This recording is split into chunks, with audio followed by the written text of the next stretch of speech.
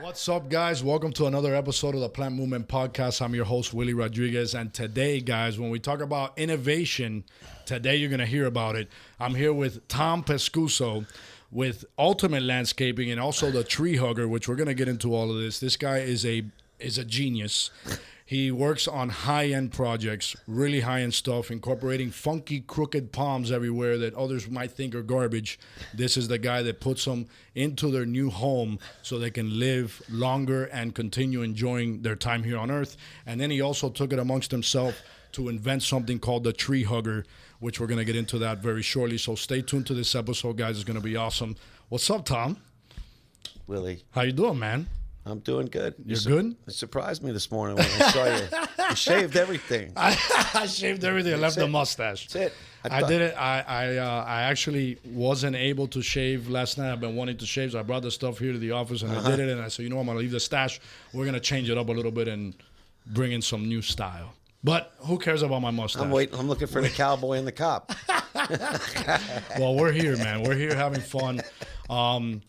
Tom is someone I've known for a very long time. We've worked together for a very long time, and he's an awesome guy when it comes to putting things together, executing it, and he's gotten to that level of pinnacle landscape when it comes to design and execution in these high-end areas, high-end homes, being able to bring your creativity, your artistry to the table because there's money backing it up, and you have been able to do that. So I just want to run through how you got into the industry, how maybe some of the niches you got into and how you got into it, right? What made you get into that? And then I want to talk, of course, about how you invented, patent, and are now selling the Tree Hugger, which is to stake trees in a fast way. And it's all reusable. So very smart man. I'm very honored to be sitting here next to you today. So jump in. How did you get into the green industry? Well, you know, it's kind of a funny story. I kind of backdoored my way into landscape, design and architecture. Okay. So originally, I came to Florida to be a drummer in a rock band. Okay. And I still play the drums. Okay. But it was hard to make money. So, Playing drums. There was just no way I could play drums all night and then have a regular job. Of course. So I was like cutting a few lawns in my neighborhood. This is how I started it. Going to school, playing the drums. It was like, And so I met this builder, and he was doing these little single-family homes in North Boca. It was like $900 budget for each landscape, which at the time I thought, this is great. Once a week I could do one of these. That was the 80s, 90s? Late 80s, early 90s. Okay. So I'd walk away and pocket myself $300 for 2 days worth of work, and I'm like, this is great. Now I could play the drums more. Yes. But anyway, his father was building this really nice house up in the hamlet in Delray, and I thought it was a big budget. It was like $10,000 budget, and I'm like, wow, I want to try to do that one, okay? But he had an architect doing it. I met the architect, and he was telling me about the jobs that he was doing, and Frenchman's Creek, and this $10,000 Phoenix Reclinata, and $8,000 Canary Island date palms. And at the time, the only thing I saw, was $900. I'm like, I have to see a tree that costs $10,000. Yeah. Back in the 80s. Yeah, early 90s. The early 90s. Yeah. So, and he was telling me about his budgets, that, his minimum budget was like $50,000 for a landscape, all right? And so I'm like, I got to see this. So, I went to go visit him up in Frenchman's Creek, and it was like a whole new world. It was like, wow, this is amazing. And I loved working hard with my hands. I never had a problem getting into a hole, digging a pit. I grew up doing concrete work with my buddy in New Jersey, so digging dirt was easy. Okay. So that's how I basically, I apprenticed with him for like 3 years, just being a gopher. Gopher. Yeah, go for this, go for that, do this, go here, fix that. And I tell people, I learned so much. I learned, landscape architecture. I learned, concepts for it, design techniques, why you do what you do. But I learned where to buy all the material, because I'd have to go out hunting for it. Awesome. All through Homestead and all over the state, whether it was, Clearwater over there, Pine Island, everywhere. And so I was the guy who would go out there, spend all day, walking through tree farms. And at the time, the mosquitoes were the size of quarters. I mean, you'd get out of there and you'd be like, I'm going to kill that. I'm going to kill that MF, when I get back. All right. Like if they were wasps. Because they knew they were sending me into the hornet's nest. They were laughing when I got back. Right. So finally, I outsmarted them. Because I was playing paintball. I took one of my bug nets with me from paintball, and I'm like, I'm not going to get bit anymore. I'm not going to get bit no more. Yeah. So, but one of the best things about that whole experience, was, and I basically worked for nothing. Okay. And I tell people that they're like, "What do you mean you worked for nothing?" I mean, pretty much I worked for nothing. I just wanted to learn. Yeah, well, you didn't get paid in money. You got paid in knowledge. Knowledge and experience and the opportunity. I mean, people go to college for years and years and years for this, and I'm out there not only in the office and in the meetings with the clients, but I'm in the field learning where to buy trees. I'm learning why you use them, the climate zones of Florida. Nobody knows this, but just from Jupiter to where we're at here, there's 3 climate zones. Mm-hmm. Just from Jupiter to where we're at right here. That's crazy. There's like 6 different soil types. Yeah. You can't use the same tree all over the place. Not to mention you've got the coastal areas, intracoastal areas, western areas, you have swamp. Yep. So, you've got to know, you got to really know what you're doing. Especially if you're moving $10,000 trees. So one of the best things that I tell people I learned in that experience without having to pay for it is what not to do. Yeah. Because these guys that I worked with were like some of the most creative people on the planet. I mean, I thought they were all crazy, obviously, and you have to. Well, you got to be crazy. Yeah. But I mean, their creativity was off the chain, man. But you also learn, look, that's just not going to work. Yeah. So you take that. Now, my father was an engineer. Okay. So it's like, if it looked good and it wasn't practical, it wasn't worth it. It's got to work. It's got to work. It's got to work. Mm-hmm. So I learned, how to make these designs that were super creative work. Yeah, with funky palms and with stuff all that kinds people of thought things. was garbage. Yeah. And that's how I went out and I did a job for a guy out in Coral Springs for free. All right, he gave me a budget. I used the entire budget plus $2,000 of my own money. At the time, my brother said I was crazy. Okay, but there was like 6 builders in that neighborhood, and I knew if I just did the right job, I could do it. So within a week, man, my phone rang, and it's like Mark from strategy. Peninsula Construction calls me in his office. He goes, "Dude," you've been coming to my office for like 2 years. And that's the kind of work you do? Mm-hmm. I'm like, yeah. He goes, here, take this plan, take this plan, take this plan. This is the customer's name. This is the budget. Go. And that's awesome, man. Within 2 months of that, I had 4 of those 6 builders I was working for. And these are all high end. These were all like mid-range custom homes in Parkland and Meadow Run and Fox Ridge. So they were high end at the time. Okay. At the now time, they're high. Now they're super high, and now they're all multi-million-dollar homes. Yeah. But yeah, that's how I kicked. I mean, I wasn't doing $50,000 jobs right away like I was with those guys up there, but we did a few of them.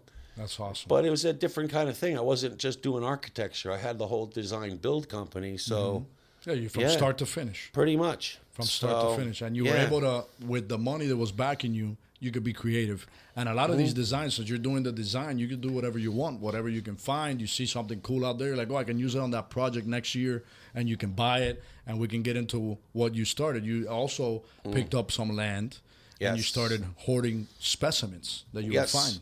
So that's one of the things that I, again, that goes back to the early days when I was just, the gopher. Mm-hmm. Because of that, I would meet people and find nurseries that nobody even knew about. Yeah, in the middle of nowhere. In the middle of nowhere. And sometimes, I would find things that were, buried in, 20 years of weeds. Yeah.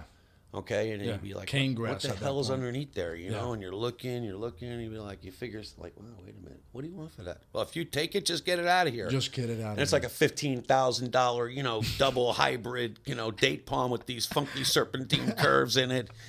And something cool, yeah. It was really cool, and then but I was always really good at finding those things, that are just like nobody can find. Where'd you find that tree? I can't tell you. That I'd have to give away my source. I'm gonna have to kill you. You know. Yeah. So, so that's one of the things that I was always good at, and like when even hurricanes hit in 05 and Wilma, all these guys I knew were going out doing hurricane cleanups. I went out to a few tree farms that got devastated, and I'm like, don't pick them up, just leave them there. I'll buy them now. Yeah.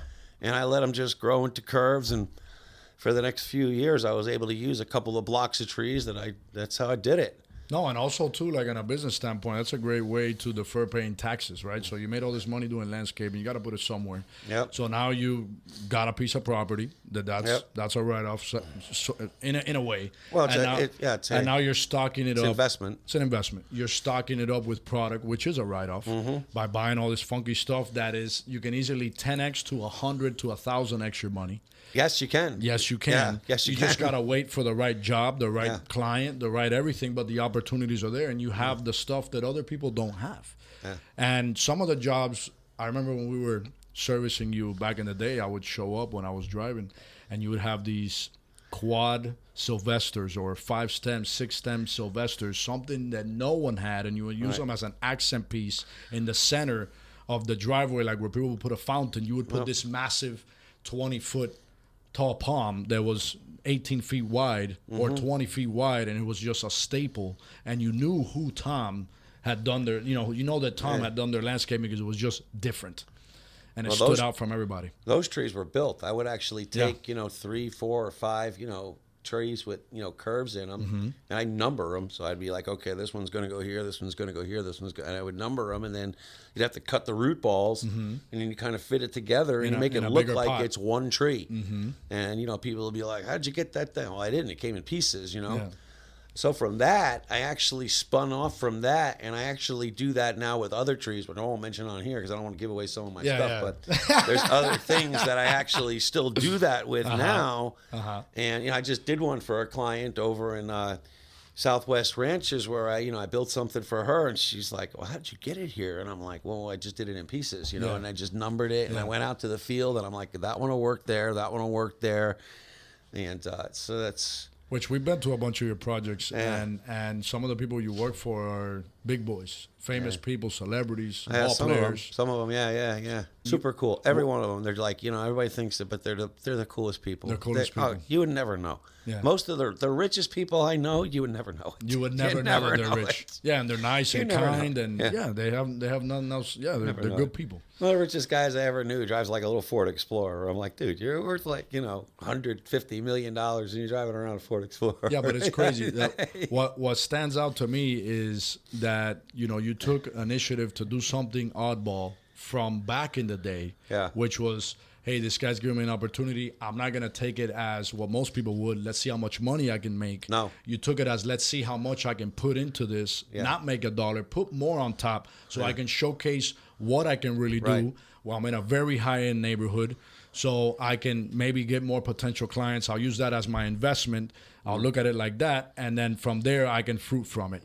And that's what you did, and it got you into this niche, that right now, look how much you've climbed, that you're working for all these people. That's all you do. You're on some type of a waiting list to get things done. You got people waiting for you. Yeah. And you're still out here tagging trees. That's why you came out here today. Yep. And then you're still hustling. You're still doing all this stuff, regardless of the 2010, 2012 crash. You made it through that, scathed by, by nothing, but you made it through. You're here. Yeah. You still kept your word. All these people still love you. Yeah. And there's still so much opportunity out there, right? So that was awesome. And thank you for that, for those stories. You got to put skin in the game. I'm one of those people that, it's like, a lot of people, they work today, get paid today. Work today, get paid today. It's basically I'm gonna get mines kind of thing. And I've always thought that if you invest in yourself and you invest in your client, even in your clients, your clients, okay. Not all of them. Some of them don't care. But you know what? The most of them, when they know that you're, I'm not trying to take advantage of people. I had a guy working for me, and a referral came in. And, his attitude was, oh, that's a referral, man. You could charge him whatever you want. I looked at him, and I was like, that's the single worst thing you could ever do in your life. Yep. Okay? One of the worst things you can do. Because, it's like in the Bible, the book of Proverbs, it says, accurate weight and measure is the Lord's delight, but a false scale and his abomination. Yes. It's like, you better be the same. And you better treat everybody the same who you're dealing with, because they're going to find out. It's a small world. Of course it is. So you always want to make sure, you keep your integrity there, even if it hurts. No, and not just that, but if you price gouge something for that one opportunity, thinking short term, like what a lot of people do, right? You kill any opportunities for the future. Because if you killed it, like you did a great job and it was over the top more than what they expected, you already know that from that one job, just like the first one you did, you're going to get nothing but referrals. Right. And you're going to have, instead of making an extra 50 or squeezing an extra 50K out of that one landscape, you can make a couple million off just the referrals from that one. And that's something that, you know, I've actually prided myself on doing something like that, because I do know people that if they get a client, they'll just, you know, take advantage of every second they can. Yeah. And I don't like doing that. No, man, you got to take care of everybody. Here for me, I take care of everybody. You come by one plant, you're going to get a hug. You're going to get treated just like if you're a $1 million client. Same thing. Yeah. Nothing different. So doing all this stuff, aside from that, I want to know about the tree hugger, because that is so interesting. When I found out you were doing, I'm like, Tom, you know, like, talk to me about that. Well, that's kind of a fun, so after I kind of did this thing and I was building my business up, and I was kind of young, you know, I grew up, you know, basically poor. Didn't know it, you know. I mean, obviously, a lot of us that grew up poor didn't know it. In Jersey. We didn't know. You were born in Jersey. Yeah. It's just the way life was. I mean, Yeah. you know, you saw a Lamborghini, it would be like, wow. But, Yeah. you know. So I made, after spending these years of, you know, doing this, and took probably a total of about maybe 6 years before the whole turnaround was. 3 years of doing the apprenticing with them, and then, you know, just killing it. But then all of a sudden, you know, just I'm making a lot of money, and, you know, I kind of took a couple of bad directions, obviously. But, you know, What you learn from it. It's good You to know, take you do them. some stupid things, and, you know, you better learn from it. If you don't learn from it, well, you know, it'll take you further than you want to go. For sure. But so during this, it was just a few years back, you know, I was, we were planting, we had 7 Royal Palms, I think, to plant for somebody. Field grown. Field grown Royals, yeah, you know, heavy caliper trees. They were nice. Okay. Probably, you know, 8 feet of gray wood, heavy Okay. caliper. Yeah, 20 7 foot- of them. We 20 had foot 7 of palm. them to do, right? So we get to the job probably, you know, maybe. So one of the things I used to do was you go to these gated communities, and all these guys would be lined up at the gate at like 7:30 because they don't let you in till 8. Okay, yeah. I know about So that. the line's out the door. Yeah. So I'm like, well, I ain't going to do that, you know, and they're all leaving at 3:30, 4 in the afternoon. So I told my guys early on, I said, listen, I'm not going to do that. We're going to start, you guys are going to start, I want you on the job sites at 8:30. And then we're going to be done at like 5:30. Yeah, that way they're not waiting in the line. Well, that way they're not waiting in the line. But the other thing is, you know, when all these people are coming home and they see your work, they're stopping. So you're handing out your cards while you're Yes. doing it. So this is how I Yes. stayed ahead of everybody. Ooh. Okay? Get your notepads out, guys. So, you know, you got to kind of think outside the box, because I don't want to be there, you know, and then they don't know who it is. And especially course. if you're on the job, they really want to talk to you. Yes. So, but anyway, we're planting these 7 Royal Palms one day, right? Started at we get there at around 9. You know, the trees are delivered. And I'm telling you, by 2 o'clock in the afternoon, all 7 are planted. Now, that might seem like a long time, but that's not a long time in the rock in Herod Bay. Okay. Herod Bay's got a lot of rock. A lot of rock. So it took, you know, 5 hours to get 7 Royal Palms planted. Yeah. So we get the trees planted, and then we got to stake them all. Now, it took more time to stake the darn things than it did to plant them. It's 5 o'clock in the afternoon, and I'm like, we're not done staking 7 Royals right now? This is crazy. Yeah. Or we just got done or something. So I'm looking at it, and I'm like, there's got to be a better way to do this, okay? Because, you know, you got that ratchet bander thing that costs Yeah. like $400 that you need a PhD to operate, okay? And then you got the banding, You need and then 2 you by have the 4s. clips, all right? And then you got to have nails and the hammer and the clips and the And saw. 3 guys. And probably to hold it up. 2 guys to batten in. I'm like, this is crazy. I can't, you know. So, and obviously we'd done it before, and I thought the same thing, but I wasn't always sitting there watching it right in front of me. You know, I'd leave while they're staking trees, and, you know, I'd be doing something else. But this happened. I just happened to be there. Yeah. So I'm looking at it, and I'm like, there's got to be a better way to do this. Got to be. So I'm thinking about it, and then it's like, you know, kind of like the light thing went on, you know. I had a little Light bulb. pop-up in my head, and I'm like, hey, you know what? The hardest thing about this is the battens. That's what takes all the time. Is putting those battens on it. Holding That's up the pieces. And, yeah. Or putting a bungee cord on it. And then that ratchet bander. Yeah, it's a Okay? mission. I mean, that thing, I mean, seriously. Yeah. I mean, when you try, I know people that you try to use that thing, they're like, what is this gadget, you know? And then they grow legs, okay? Because it's one of those expensive little tools, you know, or they gets lost, and you're like, hey, Yes. boss, yeah, where's all the banding tools? Oh, boss, I know, see, no long time, you know, no suit, you know. They took it. All right. You know, I'm like, every time something's missing, oh, that's been gone long time, boss, long time. I'm like, you know. So, you know, I mean, it's like, and then, you know, then they forgot how to speak English too. So you got the Tower of Babel going on, you know. It's like, okay. So I figured I got to come up with something. So that's how I kind of came up with the whole concept of the tree hugger. With this product, I eliminated 8 of the tools you need and all the time. Yeah. So now I can stake any 8-inch to like anything from a 6-inch to a 13-inch caliber tree. I mean, I basically can have it done in less than 5 minutes. Wow. With one guy. One guy. One guy, 5 minutes. One guy, less than 5 minutes. One guy.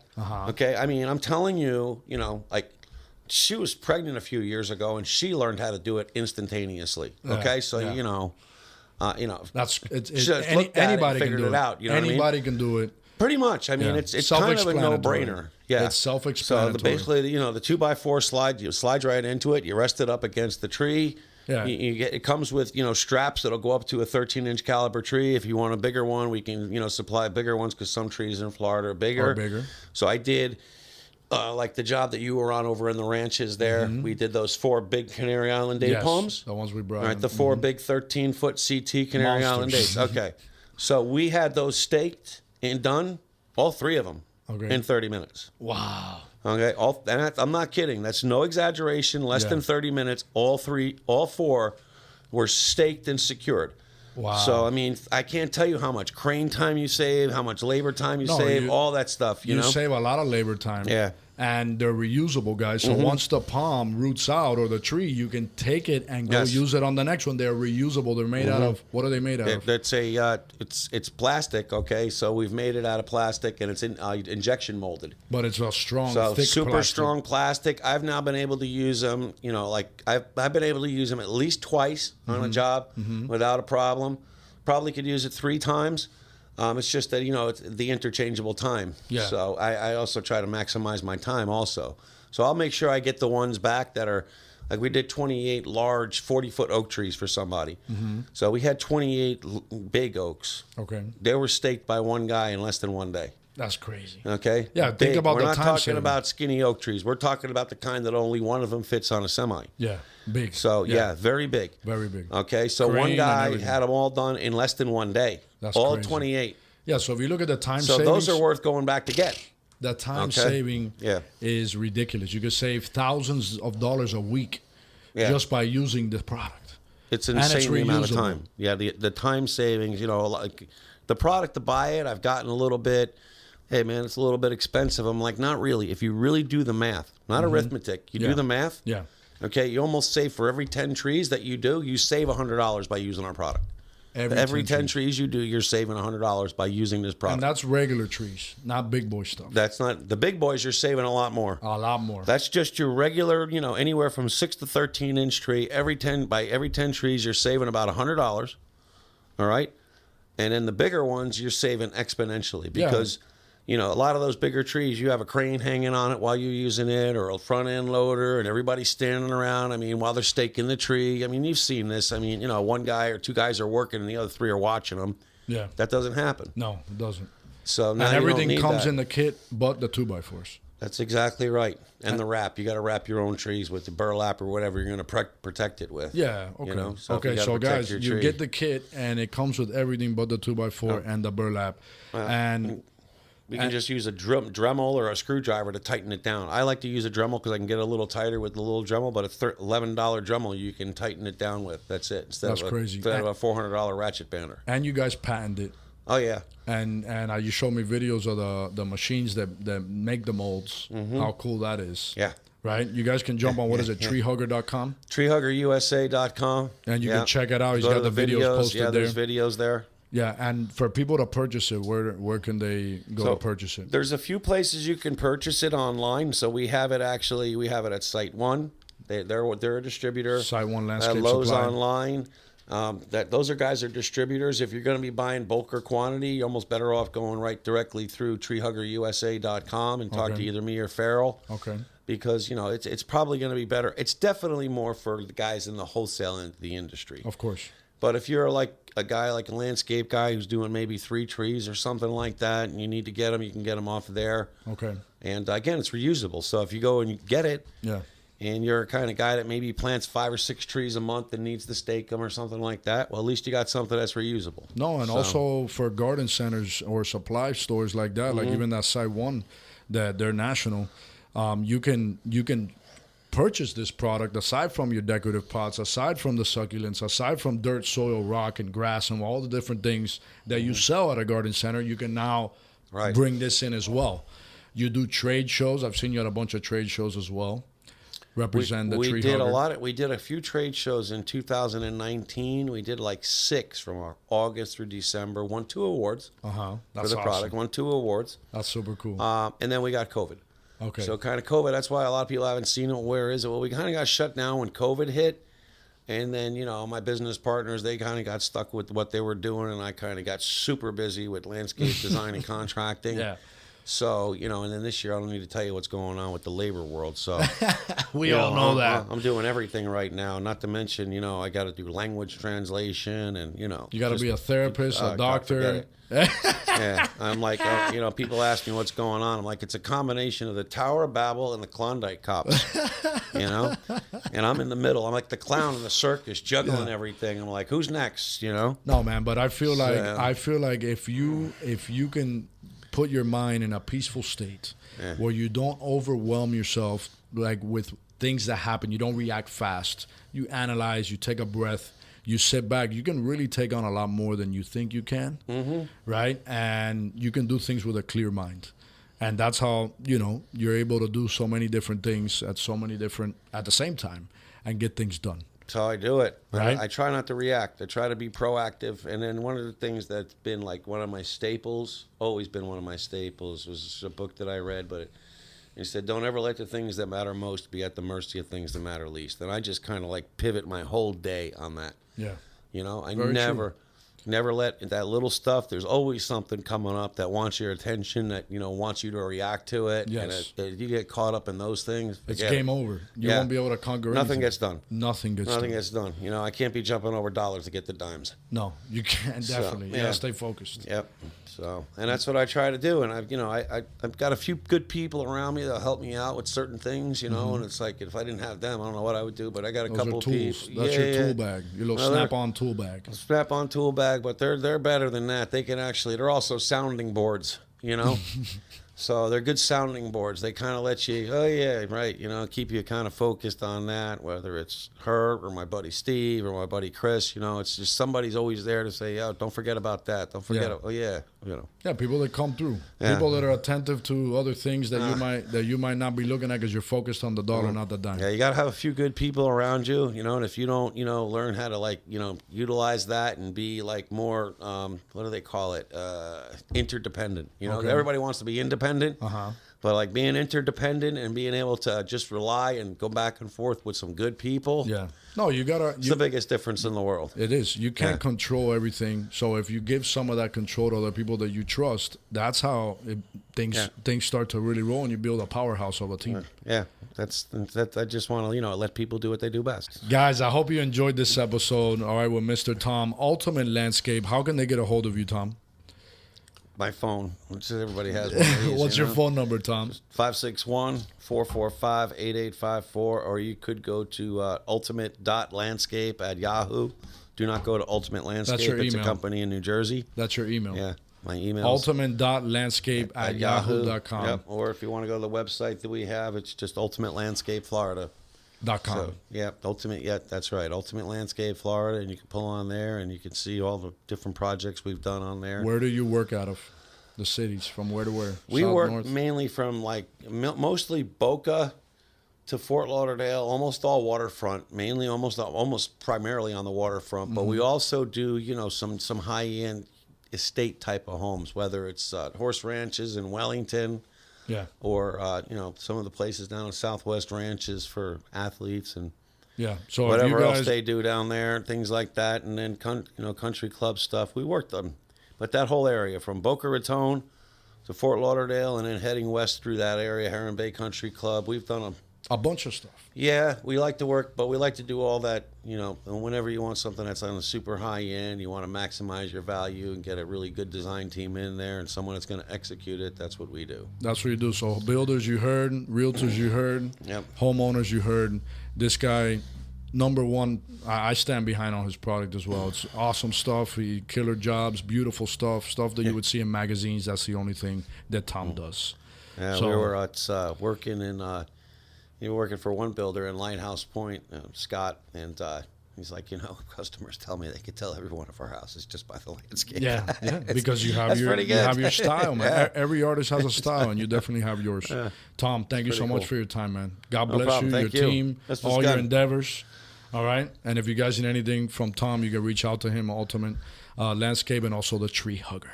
Which all you landscapers should try it out. Yeah, you're going to need 100%. that, man. I'm sorry we got a major storm out west, but you know what? I think Tree Hugger would do really well out there. Yeah, so, we'll definitely get it in the hands of that's, some of those guys. yeah. And also for any of you guys looking for a product anywhere in the state of Florida or the United States, you can always count on Ace Ornamental. We source, we grow, we deliver. That's what we do. We take care of it for you. We get all of that headache out of your hands. That's for sure. You've done some stuff for me that I'm like, yeah, Willie, you got to find this for me. I got to get it on the job. So get on it. I'm like, And we do it every time. Hey, he finds it.